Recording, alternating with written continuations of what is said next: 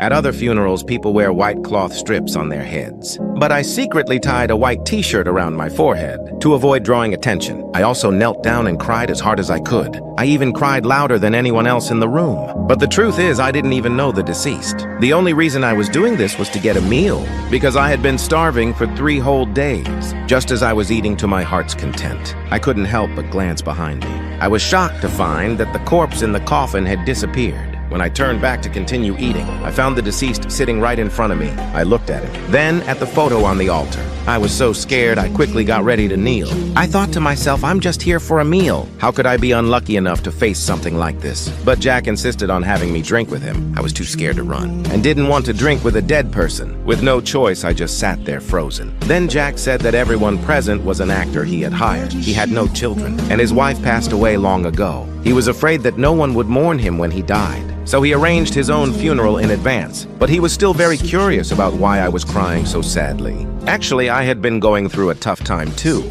I had been working hard with my brother in another city, but not only did we not save any money, my best friend also drank himself to death on the construction site. But I had promised Tony that if he died on the road, I would bring him home. So we disguised ourselves and brought him on the bus. During a bathroom break, the driver stopped the bus. The men went to the left side and the women to the right. It seemed like a fair enough arrangement, but I forgot that Tony was still on the bus, and his face was facing the women's side. The women got angry and rushed onto the bus, so I quickly explained, saying that Tony smelled like alcohol, and he must have been drunk and seen nothing. He looked like a drunken mess. So everyone just scolded him a little and let him go. But soon after, there was an accident at a bend. Someone had fallen in the middle of the road as if from a car crash. The driver kindly stopped to help, but to our surprise, the other side was filled with trained robbers. They quickly took control of the bus. They had detectors in hand, so we couldn't hide any valuables. Even if someone tried to call the police, they were caught immediately. We had no choice but to hand over our possessions. When it was my turn,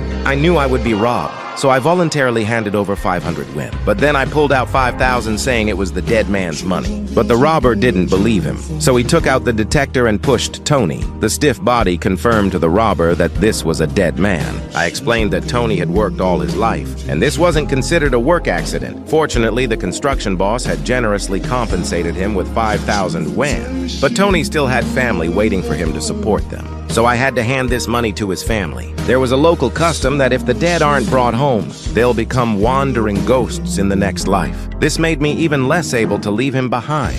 The robber gave me a thumbs up after hearing this, then placed his hat on my lap, saying all the money was mine. He left with a look of great admiration, but I didn't expect that once the robbers left. The passengers immediately rushed to grab their belongings.